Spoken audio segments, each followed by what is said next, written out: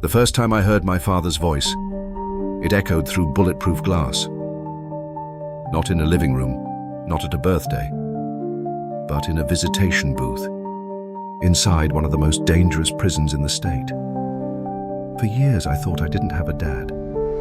My mother never spoke his name. She said he was gone, and I believed her, until one letter changed everything. It arrived on a Tuesday, brown envelope torn at the corner. The sender's name, Daniel Carter, my father. The words inside were short. Son, if you ever want to meet me, you know where to find me. There was no address, just a prison name, Redwood State Penitentiary. I didn't sleep that night. My mind replayed questions I never dared to ask my mom. Why was he in prison? Why did she keep him a secret? And why now? By dawn, I'd made up my mind. I was going to meet him, even if it meant walking into a place where hope goes to die. Redwood isn't just a prison. It's a city of lost souls, home to lifers, killers, and men who vanished from the world long before their sentences began. And somewhere behind those walls was the man who gave me life. The air smelled like disinfectant and steel. Every step echoed off concrete floors, and every guard's stare felt like a question. As I walked through the final security door, my heart pounded like it wanted out. They told me he was in Block C, serving 20 years for armed robbery and attempted murder. The guard pointed me to a small visitation booth. One chair, one phone, one window. And there he was. He looked nothing like I imagined. His hair was grey, his hands calloused, but his eyes, they were my eyes. He smiled, but it wasn't the smile of a stranger. It was the smile of recognition, the kind you can't fake. "You look just like your mother," he said. And for a moment, the glass between us didn't exist. I wanted to hate him, but I couldn't. Not after seeing the loneliness behind his smile. He told me he'd written letters for years, hundreds of them, but my mum never sent them through. He thought I'd never want to know him. He thought I'd forgotten him, just like the world had. He wasn't innocent. Daniel Carter was once a getaway driver for a robbery gone wrong. He said he never meant for anyone to get hurt, but when the gun went off, everything changed. One man was left bleeding on the floor. Daniel ran, and he's been running from himself ever since. He spent years behind bars, years thinking about the son he never met. When I first heard your name, he said, I was already in chains. Week after week I came back. We talked about everything, music, life, regrets, and the years we lost. For the first time in my life, I wasn't talking to a ghost. I was talking to my father. He told me he was up for parole in 2 years. I promised I'd be there when he walked out. But in prison, promises are fragile things. After that first visit, we started writing. Every week, one letter from me, one from him. They became our lifeline. He'd tell me about life inside, the fights, the codes, the silence after lockdown. But sometimes, the letters weren't about prison. They were about hope, about who he wanted to be, once he got out.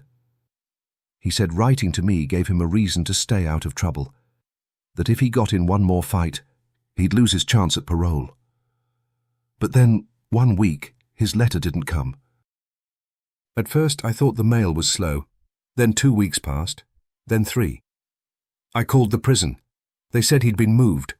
No explanation, no forwarding address. I later learned there had been a riot. 2 inmates stabbed, 3 sent to the infirmary. And one man, my father, transferred to solitary confinement. I drove 6 hours back to Redwood. I didn't care if visitation was cancelled. I just needed to know he was alive. The guard at the desk looked at me like I was crazy. "Block D's on lockdown," he said. No visits until further notice. But then he lowered his voice. If you're family, you should know he saved someone's life. Turns out the fight wasn't his fault. A younger inmate was cornered by a gang, and my father stepped in. He took a blade to the arm, protecting someone he barely knew.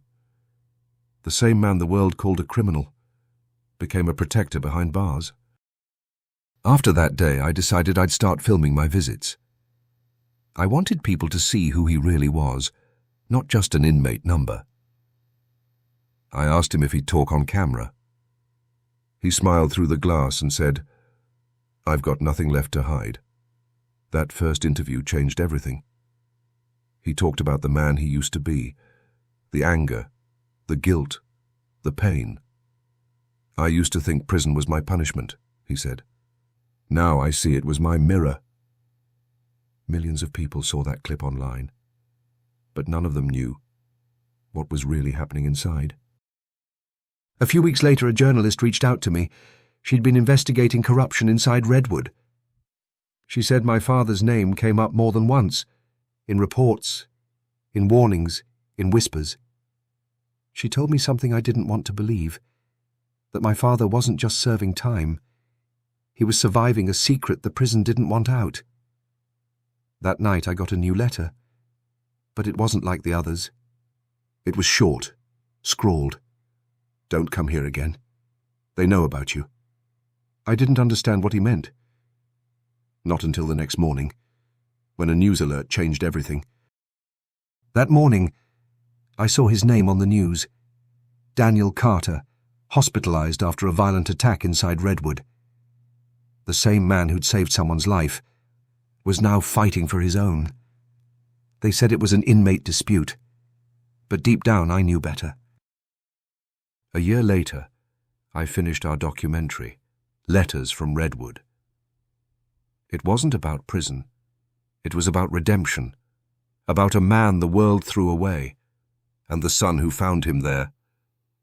People wrote letters, donations poured in, and the prison system was forced to investigate. He never made it home.